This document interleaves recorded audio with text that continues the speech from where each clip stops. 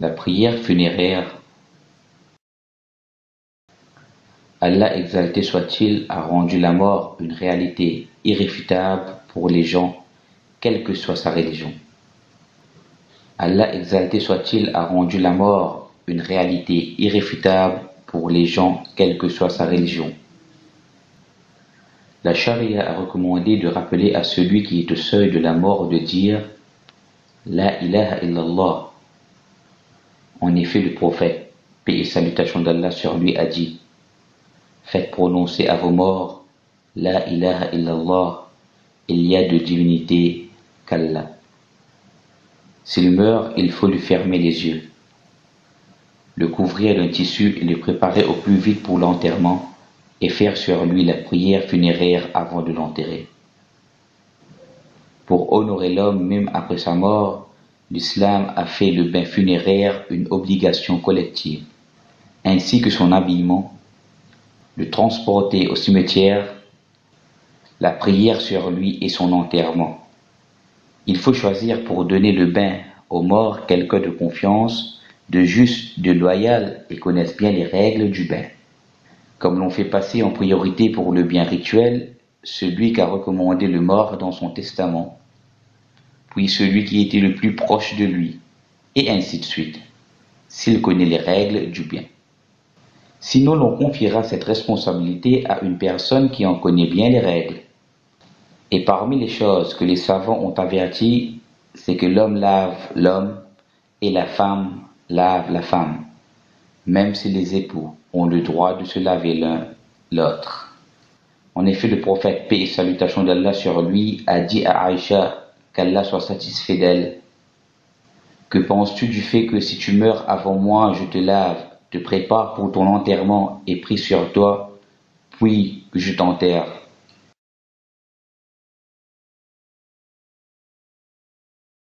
Il est permis aux hommes et aux femmes de laver les enfants en bas âge, c'est-à-dire avant qu'ils n'atteignent 7 ans. Et il n'est pas permis aux musulmans, hommes ou femmes, de laver le mécréant, ni de porter son cadavre ou bien de l'habiller, ou de prier sur lui même s'il s'agit d'un proche. Mais pour les martyrs qui sont morts pour la cause d'Allah, pour eux il y a des lois spécifiques. Ils ne sont pas lavés ni habillés et on ne prie pas sur lui, mais au contraire ils sont enterrés dans les habits qu'ils portaient au moment de son décès. Ils rejoindront Allah dans cet état. Pour ce qui a été confirmé que le prophète, paix et salutations d'Allah sur lui, a ordonné d'enterrer les martyrs d'Uhud avec leur sang sans le bain. Si le fœtus décède, c'est-à-dire l'enfant qui est dans le ventre de sa mère avant qu'il ne soit entièrement formé, qu'il s'agisse d'un garçon ou d'une fille, après une période de 4 mois se soit écoulée, alors il recevra le même traitement qu'un adulte, car après 4 mois, il est considéré comme étant un être humain. Il faut que l'eau servant à laver le mort soit pure et licite. Et il convient de le laver dans un endroit préservé et en limitant l'accès aux personnes n'ayant pas de rapport direct avec le lavage. Et la façon de laver le mort est de le placer sur la table de lavage et ses parties intimes doivent être recouvertes. Ensuite, on doit procéder à son déshabillage, puis le mettre à l'abri du regard des autres dans une pièce à part, par exemple. Et la façon de laver le mort est de le placer sur la table de lavage et ses parties intimes doivent être recouvertes. Ensuite, on doit procéder à son déshabillage, puis le mettre à l'abri du regard des autres dans une pièce à part, par exemple. Et que celui qui lave le corps lève la tête du mort vers lui, puis fait passer sa main sur son ventre et appuie dessus. Et nettoie les parties de devant et de derrière en lavant les souillures qui les recouvrent. Et nettoie les parties de devant et de derrière en lavant les souillures qui les recouvrent. Et après cela, il lui fait les ablutions comme pour la prière, mais ne fait que passer de l'eau au niveau de sa bouche et de son nez dessus, sans le faire entrer dedans. Il lave la tête du mort et sa barbe avec de l'eau du jujubier ou avec du savon ou autre chose que cela. Il lave la moitié droite du corps, puis la gauche. Ensuite termine par les autres parties du corps. Il est préférable d'utiliser du camphre au dernier lavage. Puis il essuie le mort. Ainsi il fait 3 tresses aux cheveux de la femme et les met derrière elle. Les savants ont fait des remarques à propos du bain, notamment le minimum obligatoire consiste à procéder à un seul lavage si celui-ci remplit complètement son rôle. Toutefois, il est préférable de faire 3 lavages. S'il est impossible de laver le mort par pénurie d'eau ou parce que son corps est déchiqueté ou brûlé, alors on lui fera les ablutions sèches, qu'on appelle la tayammum.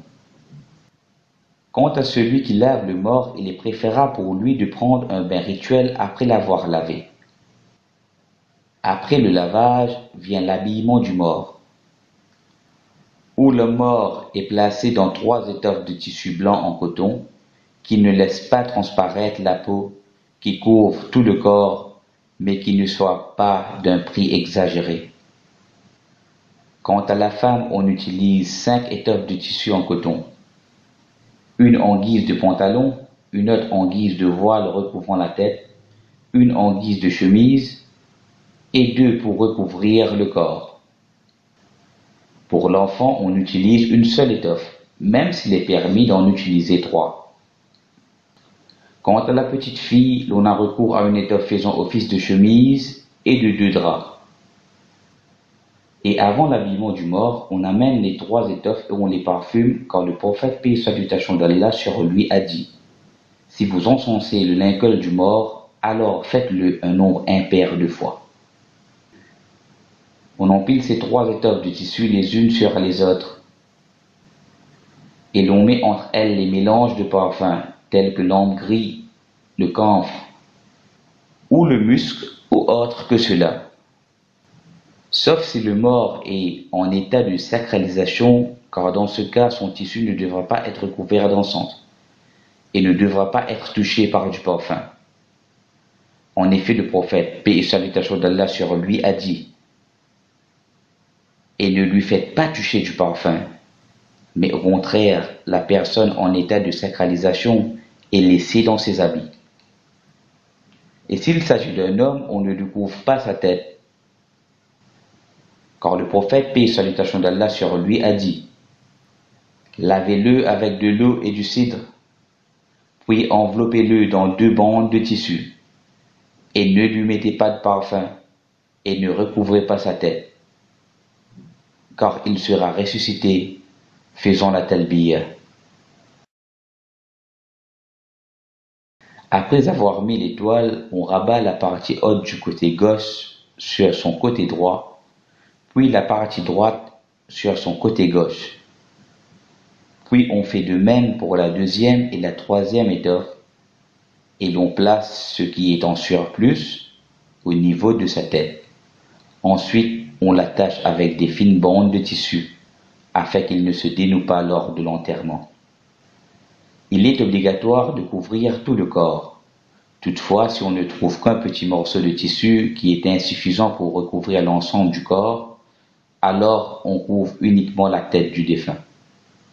Et on met sur ses pieds quelques herbes comme le ethkir, qui est une plante dégageant une bonne odeur. Et ceci d'après la parole de Khabbab lorsque Mus'ab ibn Umayr fut mis dans son linceul, qu'Allah soit satisfait de lui.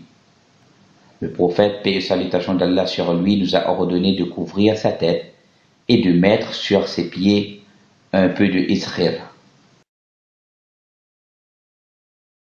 Il est recommandé dans la prière sur le mort de prendre refuge auprès d'Allah avant la lecture du Coran et l'invocation pour soi-même et pour les musulmans. La lecture à voix basse et multiplier le nombre des rangs, de façon à qu'il soit au minimum 3 rangées. Après avoir préparé le mort d'une manière complète, l'imam se met debout au niveau de la tête du mort s'il s'agit d'un homme, et au milieu s'il s'agit d'une femme, et les prières se mettent derrière lui comme les autres prières. Ensuite, il va faire 4 takbirs. Le premier takbir, qui correspond à celui de la sacralisation, puis prend refuge auprès d'Allah et prononce le nom d'Allah et ne dit pas l'invocation de l'ouverture, mais il lit la Fatiha directement. Il fait le deuxième takbir et prie sur le prophète, paix et salutations d'Allah sur lui, comme il le fait durant le dernier tashahhud. Il fait le troisième takbir et fait des invocations pour le mort, pour lui-même et pour les musulmans en disant: Ô Seigneur, pardonne-lui et accorde-lui ta miséricorde. Accorde-lui le salut et le pardon. Assure-lui une noble demeure. Élargis-lui sa tombe et lave-le avec l'eau, la neige et la grêle. Nettoie-le de ses péchés.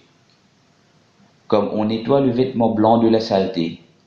Donne-lui en échange une demeure meilleure que la sienne et une épouse meilleure que la sienne.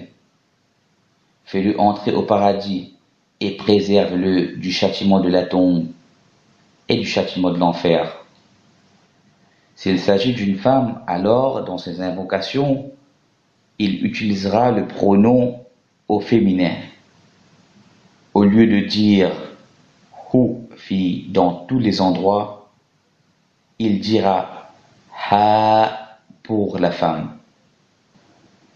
Et si le mort est un enfant, il dit « Ô Seigneur, rends-le un prédécesseur et épargne pour ses parents. Et accepte son intercession pour eux. Ô Seigneur, augmente grâce à lui le poids de leurs bonnes actions et accroît leur rétribution. Place-le parmi les croyants vertueux. Mets-le sous la tutelle d'Abraham et préserve-le par ta miséricorde du châtiment de l'enfer. Et finalement, il fait le quatrième takbir et observe un petit silence. Puis fait le salut final, un seul salut à la droite ou deux saluts. Lorsque l'on finit d'accomplir la prière sur le mort, la tradition prophétique consiste à le porter jusqu'à sa tombe et il est préférable pour celui qui suit le mort de participer au port. C'est aussi recommandé pour celui qui enterre le cadavre de dire « Au nom d'Allah et conformément à la sunna du messager d'Allah ». Puis il le met dans la tombe sur son flanc droit avec le visage tourné vers la Qibla. Il dénoue les liens de son linceul. Ensuite il couvre l'ouverture de la tombe avec de la boue. Il est également recommandé pour celui qui est présent au moment de l'enterrement d'en jeter 3 poignées de terre sur la tombe. Puis de la recouvrir.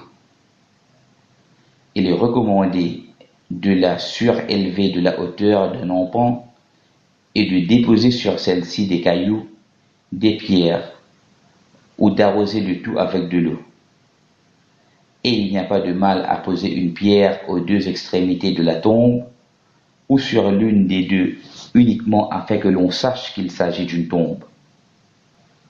Quant à la famille du défunt, il est préférable de leur faire part des condoléances car ceci est un acte de sympathie à leur égard et de réconfort pour leur âme. Cela leur rend l'épreuve plus facile à endurer et les appelle à la patience. Les condoléances peuvent être exprimées de diverses façons comme « Certes à Allah appartient ce qu'il a repris, et c'est à lui aussi qu'appartient ce qu'il a donné, et chaque chose pour lui a un terme fixé à l'avance. » Sois endurant et expert la récompense d'Allah. La visite des cimetières est recommandée pour les hommes et non pas pour les femmes, afin qu'ils se rappellent de la mort et qu'ils fassent des invocations pour les morts. Car le prophète, paix et salutations d'Allah sur lui, a dit « Je vous avais interdit précédemment de vous rendre sur les tombes, mais à présent allez-y, car elles sont pour vous un rappel de la vie de l'au-delà. » Et parmi les invocations qui ont été rapportées à ce propos, que le salut soit sur vous, peuple croyant, nous allons, si Allah veut, certainement vous rejoindre. Ou bien, que le salut soit sur vous, habitants de ces demeures, croyants et musulmans. Nous allons, si Allah veut, certainement vous rejoindre. Je demande à Allah pour nous et pour vous le salut. Il est défendu de se lamenter et pleurer à haute voix, de montrer son amertume ou encore son mécontentement vis-à-vis de la volonté d'Allah et de son destin. Allah exalté soit-il a dit: celle qui se lamente, si elle ne se répand pas, sera revêtue d'un habit de cuir fondu le jour de la résurrection. Comme il est défendu aussi de frapper les joues ou déchirer ses vêtements, ou de crier ou de s'arracher les cheveux, car le prophète, paix et salutations d'Allah sur lui, a dit: ne fait pas partie de notre communauté celui qui se frappe les joues ou déchire ses vêtements, ou qui invoque par des invocations de la période pré-islamique. Il est également défendu d'éclairer les tombes. Ibn Abbas, qu'Allah soit satisfait de lui, a dit: le messager d'Allah, paix et salutations d'Allah sur lui, a maudit celles qui visitent les tombes et qui les prennent pour mosquées et qui placent sur elles des lanternes. Il est défendu aussi de s'asseoir sur les tombes, de les peindre ou bien de construire quelque chose sur elles. Jabir, qu'Allah soit satisfait de lui, a dit: le messager d'Allah, paix et salutations d'Allah sur lui, a interdit que les tombes soient blanchies, que l'on s'assoie dessus ou que l'on construise quelque chose sur elles. C'est défendu aussi de chercher à obtenir la bénédiction des tombes, tourner autour d'elles et invoquer les morts qui y reposent, car ceci constitue un acte de polythéisme. En particulier, si la personne croit que la personne dans la tombe peut la protéger du mal ou lui apporter le bien. Car en effet, nul ne peut nuire ou profiter à quelqu'un en dehors d'Allah. Allah exalté soit-il a dit: dis, je ne détiens pour moi-même ni profit ni dommage, sauf ce qu'Allah veut. Et si je connaissais l'inconnaissable, j'aurais eu des biens en abondance, et aucun mal ne m'aurait touché. Je ne suis pour les gens qui croient qu'un avertisseur est un annonciateur. L'enterrement dans les mosquées, la construction de mosquées sur les tombes et accomplir la prière en direction des tombes sont aussi défendus. Le prophète, paix et salutations d'Allah sur lui, a dit: qu'Allah maudisse les juifs et les chrétiens. Ils ont pris les tombes de leurs prophètes comme mosquées. Que celui qui rate la prière sur le mort prie auprès de la tombe avant l'enterrement ou après. Car le prophète, paix et salutations d'Allah sur lui, a fait la prière du mort sur la tombe de la femme qui faisait le ménage dans la mosquée. Il est conseillé de préparer un repas à la famille du mort, car ils n'ont pas le temps de s'occuper de leur nourriture à cause de leur épreuve. Le prophète, paix et salutations d'Allah sur lui, a dit, lors de la mort de quelqu'un de la famille de Ja'far: prépare de la nourriture pour la famille de Ja'far, car une affaire qui les préoccupe leur est arrivée. Il est permis de pleurer sur le mort sans exprimer son mécontentement et en n'élevant pas la voix. Le prophète, paix et salutations d'Allah sur lui, a dit lorsque son fils Ibrahim est mort: certes, l'œil pleure, le cœur devient triste, et on ne dit que ce qui plaît à notre Seigneur, et nous sommes attristés que nous ait quittés, ô Ibrahim.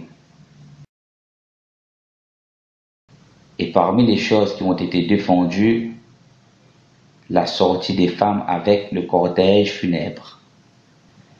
Car Atiyya, qu'Allah soit satisfait d'elle, a dit: on nous a interdit de suivre les morts, mais pas de manière ferme. Le fait de réserver le jour de Eid afin d'aller rendre sur les tombes dans les cimetières n'est pas un acte légiféré, et de croire que cela est légiféré dans l'islam est considéré comme étant une innovation, car il n'a jamais été rapporté que le prophète, paix et salutations d'Allah sur lui, sur qui le verset aujourd'hui j'ai parachevé pour vous votre religion et accompli sur vous mon bienfait, et j'agrée l'islam comme religion pour vous, a été révélé n'ait jamais agi ainsi.